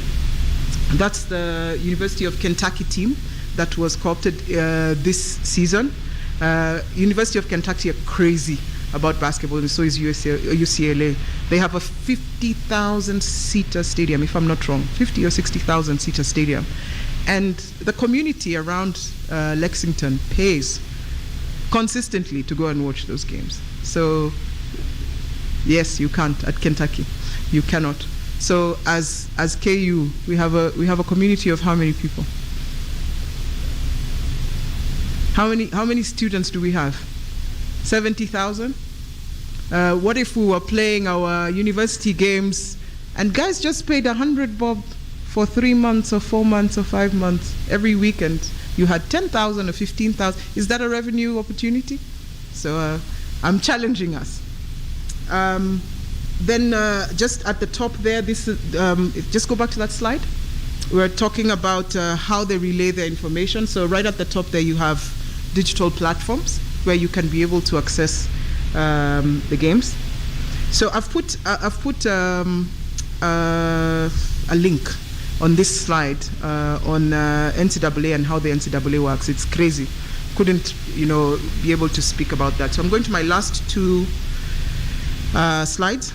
Advantages of commercialization: greater revenue, of course, media involvement. It's very great to market institutions. Ownership and participation. If I'm an alumni, I want to be involved, because if I'm from KU and KU have some really nice jerseys, I want to be involved. I want to come and watch the team. Of course, participation is increased. Of course, there are some disadvantages. Negative press. Athletes may promote, products that they don't like, or they may be pushed to promote products that they are not necessarily into. Of course, there's some vices connected. Likelihood of officials and athletes cheating will increase if we don't have proper governance structures. And some sports get less investment than others, especially women's sports. With that, I'll come to the end of my presentation, and I'll ask you to get in touch.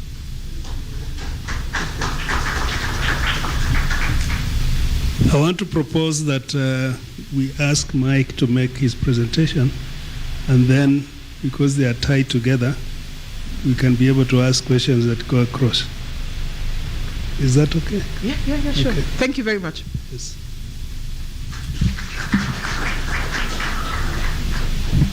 Well done, Cynthia. Good presentation. Thank you, Cynthia. Good evening, everyone. Or is it good night? It's always dangerous to speak after a lady, always. So actually, we share quite a bit in terms of our presentations. So I'll quickly run through mine, and because a lot of the points are very similar. I was going to talk about the business of sports. I was not sure she was coming, so I kind of put something very quick, and I can see some of the elements I was going to discuss have been shared already. But so my name is Mike Rabah. I'm a very keen supporter of Kenyatta University. I've been with KU since I was in university. We used to do a lot of interesting things in this university when I was here many years ago. And also, the very key partners when we hosted this World Under-20 Championships, which was held last year in August. I was the CEO of that event, actually. So we were meant to hold the games or host the athletes at KU, but because of COVID, they had to get them to different locations just to disenfranchise the risk of having athletes in one village. And those are some of the things I think that we have to take into account when you're hosting big events of that nature. I run a company called Homeboys Entertainment, which was founded in 1995. Purely as an entertainment unit, we started by DJing at parties and have grown into be one big institution in media and sports management. So we call ourselves with the consumer engagement component that fits the gap between clients, brands, and institutions. As you can see on the slide, founded 25 years ago as a DJ agency. Over the years, we've evolved into a full-scale capacity and experience company with a big foundation on music and not transiting into sports, just because we've seen that's where the wave is moving to. And I'm glad to say last year, next slide, we're the first and only entertainment business to be listed in the Nairobi Securities Exchange, first company to be in the NSE, which for us is a big milestone in a company of this nature, right? And which brings to the point of why, for us, entertainment, especially sports, has become a business. And just during this transition from a public limited company to a public listed company, we have also acquired partners across different facets of the world just to build capacity internally. And as Cynthia has mentioned, a lot of the elements we lack in terms of growing businesses in this country is capacity. We're obviously a few years behind most of the revered players in sports and entertainment, music especially, and realize that there's a very big gap between us and them. So how do you bridge that gap? The only way to bridge a gap like that is to form partnerships. So we've got to form partnerships with some of the biggest agencies worldwide, and they're very happy to come to partner with us just for the mere fact that they see that Africa is indeed the next frontier. So I'll quickly go into the next slide because of time. Just for us, what is sports business? Yeah, so for us, the business is anything that can generate revenue, fans, and loyalty. Politics is also business, right? It does all three. And so for us, so the ways of using sports as a business to actually generate revenues, and one of those areas could be across, obviously mentioned by Cynthia here, is sponsoring teams, managing athletes, selling TV rights, putting on huge events, marketing to fans. I think an event like this one being held from 6th to Fasu Games, for me is a big opportunity for us to actually, one, put KU on the map, put Kenya on the map as a venue where we can host huge activities, host athletes, and the amenities to make sure that we can bring experiences to consumers. And like Cynthia kept on saying, it's experience, experience, experience. So we came into this partnership with KU. We signed a contract with KU last week. So we're going to offer them quite substantial amount of partnership and sponsorship in terms of making the events a bit more colorful and more vibrant, in the hope that that's going to bring in more sponsors who will come on board and support with financial gain or whatever ways they can support the event. And Cynthia mentioned that yes, the sports industry is growing at a very fast rate, and there's almost I think we're talking about over 300 billion expected growth in the next 5 years, $300 billion. I don't know where Kenya fits in that equation, Cynthia. Yeah, but to just get 2% of that, as Kenya in Africa it would be an amazing input for sports in this country. Areas under sports business, I'd say they've, again, just to reiterate what Cynthia mentioned, there's sponsorship, marketing, athlete management, broadcasts, legal, licensing, merchandising, creative design, management, finance, comms, research, hospitality. It's just an endless list of spaces you can play in to benefit from the sports ecosystem. So not everyone can be an athlete, all right? But we can be the vehicle the engine that drives that whole industry. It's an industry like agriculture. So we have to look at it from that perspective to make sure that we can actually benefit from it. So I've got a lot of colleagues who have failed as athletes, but have succeeded in other ways. I was an athlete, but I could not make the school team. But I was the number one fan. Yeah. So just from that, so my business began. I started entertaining the fans by being the number one fan, and started my business DJing at the parties after the big games, and that's how the business kicked off. So before I knew it, when I was in university, I was employing 20 people and all my classmates, but I was paying them a salary because I could do events around sports, which again was just accidental, but became a very lucrative business for us, right? So again, just to quickly run through the areas that we think the categories of sports that you can actually commercialize as rights, branding, agencies, media. I'll run through this because I think Cynthia has spoken about all these. And again, the different areas of intersection between sports and business, where as a career you can be an athlete manager, you can be creative, you can be a lawyer, you could be a LAMEC, you could be a physiologist, you can be a journalist. There are many, very many areas we can actually dwell in. And then sports has a very big advertisement component. We have to bring fans to the stadium. How do you make that work? So how do you create exciting ways to get fans to come to the stadium? And if she says bums on seats, how do you get that to happen? There's a big element of promotions. The betting companies are big on sports. They use sports as a tool. Without sports, there's no betting. So betting companies also have a lot of revenue streams around the sports, which has not been discussed. But again, bookmakers are looking for avenues to get content consistently. That's a big revenue stream for sports, which I think is not being utilized here as well. Hospitality. I think just by hosting the under 20 games here in 2021, we booked up 13 hotels, we booked up 3,000 rooms of all the top 5-star hotels in Nairobi. 3,000 rooms, paying on average $150 per room per night for 2 weeks. You can imagine how much of that went into the hotels just by hosting an event of this magnitude. And that was being paid for by the athletes themselves, not even us. So you can imagine that we took up hotels that were about to shut down because of COVID and brought them back to life. Again, wellness and fitness, there's a big element there.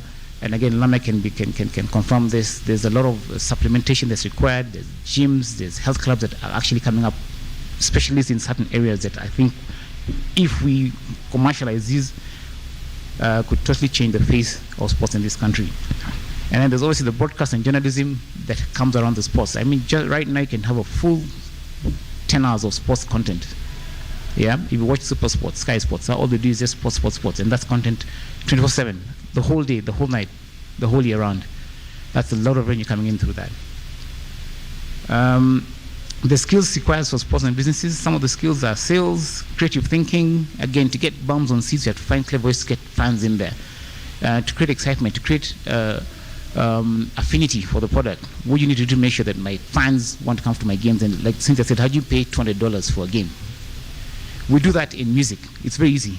I bring a big artist, big persona, and people pay $100 easily without thinking twice. But getting guys to go watch a gore game and pay even 100 shillings, $1 is a pain.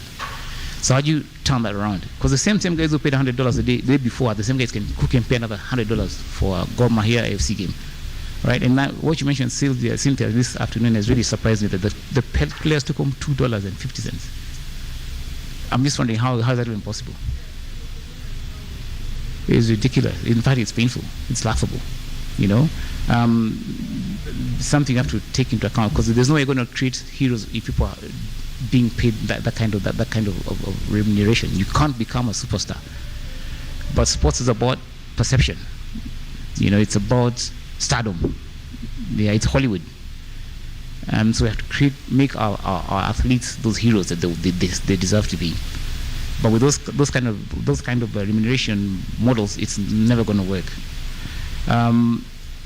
I'll quickly run into, again, challenges facing the sports. The challenges facing sports business in Kenya, one I think is cultural view of sports. Culturally, sports is considered as a pastime in Africa. It's not a co-competent business, it's a pastime. I think just like music, when I was telling my folks not to be a DJ, they told me you must be crazy. Yeah, it's the same way telling your athlete, your folks want to be an athlete, they'll be like, no, it will never work. So I think for us, culturally, we review sports as an activity for those who fail in other core competencies. And they seem to have no end goal at all. Yeah. Secondly is the structure. The structure does not exist per se. So we have athletes, we've got fans, but there's nothing connecting the two. Actually, we've got athletes, fans, and sponsors. Those systems are very, very weak if they exist in the first place. So how do you ensure that we can build stronger systems around that? And third, and sadly, is corruption. Money can get into a sport, but doesn't get to the right people. So in that way, you find that even the sponsors tend to shy away now, saying, hang on, we can't support this game because then we'll put money in, but it won't get to serve its purpose. So we'll back away and use the money somewhere else. So that has also been a big challenge for us is for sponsor business in Kenya. One thing we have to do in terms of just changing perceptions is using media. Media plays a very strong role in creating perceptions. So we need to get media engaged more regularly. Media has got to be rewarded, sadly, but they play a role in creating perceptions and creating stars. So that's a big element of sports that we need to help reforge this perception of our athletes. If you look at another area where there's not enough growth is financial investment. So right now it's only the betting companies putting a lot of money behind it, but the betting companies have direct benefit from that. So how do you bring in other non-essential providers to come and support sports where there's a long-term investment, not immediate? So besides betting companies, how do I get a beer brand, a soft beverage brand to come on board? Yeah, where it's not related directly to a sale at the end of the game. No. So there has to be a bigger vision around that. So we have to start finding ways to coerce non-direct, I think, benefactors into the sports industry. And again, thirdly, structure. Lamak is doing a lot of work in his clinic, but you find that possibly there's probably maybe 2 of him in the whole country. All right, so you've got athletes who are getting injured, have nowhere to turn to, and again falling out of the sports because there's really no structure to help support, maintain an athlete. I mean, you've seen instances where in the NFL, a player can have a broken rib and can be halftime can be fixed and goes back to play the next half. You know, they quickly do patch-ups and fix him later. So there's a lot of support in that area where the player welfare is key, and the player is king. So we need to find ways also to ensure that our players, our athletes, have a longer shelf life. Okay, now this is more about how we as Homeboys are trying to now take a leading role in that space. So for us, actually having been very strong in the event management element, but around music events, we've got a lot of experience in dealing with masses, in communicating, in filling seats and around music events. But we're now moving transgressing slowly into sports. And I think just the sheer fact that COVID had a big effect on our business, big time. We realized that what was taking place was sports and not the music events. So we actually had a deliberate effort to move our emphasis around the sports business. So so capacity-wise, we have built a very strong capacity in media production. Again, for us, it's how do you find ways to create revenue streams, and one thing is going to be content.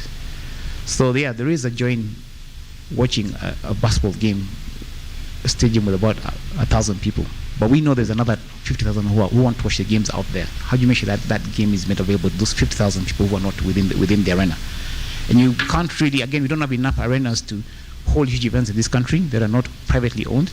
So you have to find ways to get other additional eyeballs to actually be able to partake of some of these activities that you spend so much time putting together.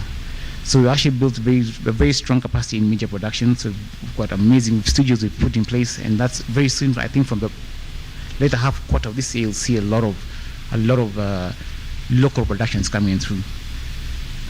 So again, we also have built our capacity on the print media. We've got capacity in digital media, capacity in social media, and broadcast media. So we've got teams purposely put in place now to start showcasing and propagating what we're presenting to the public out there.